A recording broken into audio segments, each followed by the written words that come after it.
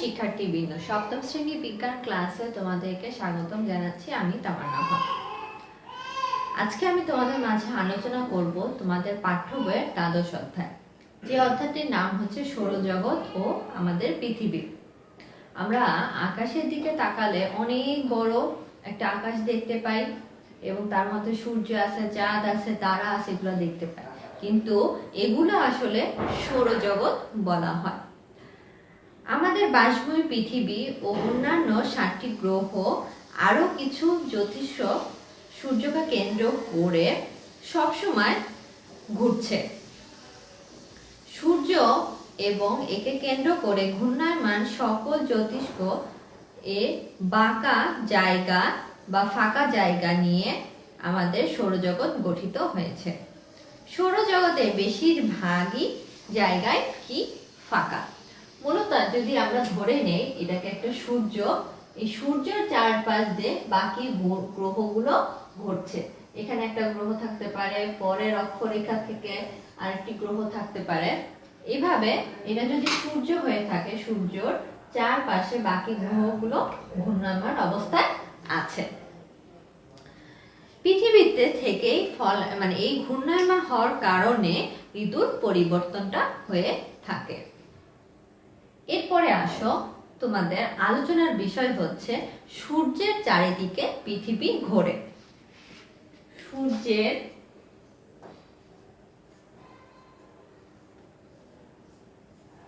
চারিদিকে পৃথিবী ঘোরে। এই যে একটা সূর্য, এই চারপাশ দিয়ে পৃথিবীটা ঘূর্ণায়মান অবস্থায় আছে, যে পৃথিবীতে আমরা বসবাস করি। ভোরবেলা সূর্য পূর্ব দিকে উঠতে আমরা দেখি, আমাদের মাথার উপর দিয়ে ঠিক উঠে আসে। সন্ধ্যায় দেখি সূর্য আবার পশ্চিম দিকে ডুবে যায়। রাত শেষে পরের দিন ভোরে সূর্যকে আবার পূর্ব দিগন্তে উঠতে দেখা যায়। পৃথিবী থেকে মনে হয় যে সূর্য পূর্ব দিক থেকে পশ্চিমের দিকে যাওয়া আসা করছে। আগের দিনের মানুষ এটাই মনে করত, তবে বিজ্ঞানীরা এখন প্রমাণ করেছেন যে আসলে সূর্য পৃথিবীকে কেন্দ্র করে ঘোরে না, বরং পৃথিবী সূর্যকে কেন্দ্র করে ঘুরছে। সূর্যই পৃথিবীর চারিদিকে ঘুরছে, এটা আমাদের মনে হয়। লঞ্চ বা রেলগাড়িতে দূরে বেড়াতে গেলে আমরা অনেক সময় দেখি যে এগুলো খুব দ্রুত যায়, তখন আশেপাশের গাছগুলো পেছনের দিকে ছুটতে থাকে বলে মনে হয়। এটা বেশি আমাদের ট্রেন লাইনে বা ট্রেনে উঠলে এই জিনিসটা মনে হয়। ট্রেনে যখন যায় তখন মনে হয় আমাদের গাছপালাগুলো বাকি জিনিস কি ছুটছে, আর আশেপাশে গাছপালাটাকে স্থির মনে হয়, এগুলো পিছনের দিকে ছুটছে।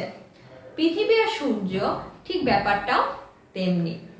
পৃথিবী সূর্যকে কেন্দ্র করে ঘুরছে, কিন্তু পৃথিবী থেকে আমাদের মনে হয় সূর্য পৃথিবীর চারপাশে ঘুরছে।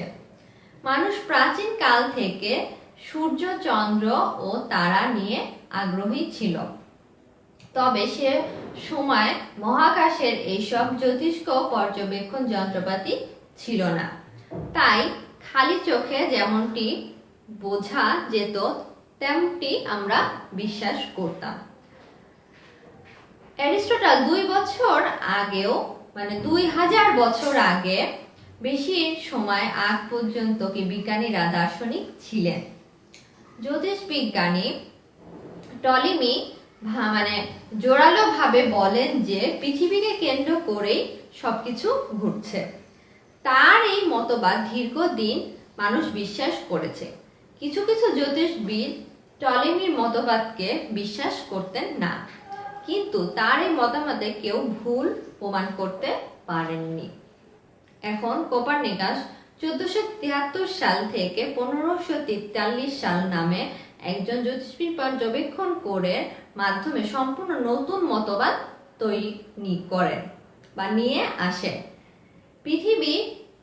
তিনি পৃথিবী কেন্দ্রিক মণ্ডলের বদলে সূর্য কেন্দ্রিক মণ্ডলের প্রস্তাব করেন। তার মণ্ডলের মূল কথা ছিল পৃথিবী সূর্যকে কেন্দ্র করে ঘোরে, তিনি আরো কিছু নতুন শব্দ ব্যবহার করেন, সেটি হলো পৃথিবী তার নিজস্ব কক্ষপথে আবর্তন করে। পরবর্তী বিজ্ঞানীরা গ্যালিলিও বা কোপারনিকাসের এই মতবাদের পক্ষে হাজির হন। বর্তমানে সূর্য কেন্দ্রিক এই মণ্ডলে প্রমাণিত ও বিজ্ঞানীও এর সাধারণ মানুষের কাছে প্রমাণ করে দেখিয়েছে। কারণ কোনো বিজ্ঞানী যদি মতবাদ প্রকাশ করে সেটাকে প্রমাণ করে না দেখানো পর্যন্ত আমরা সাধারণ মানুষ এগুলো বিশ্বাস করি না।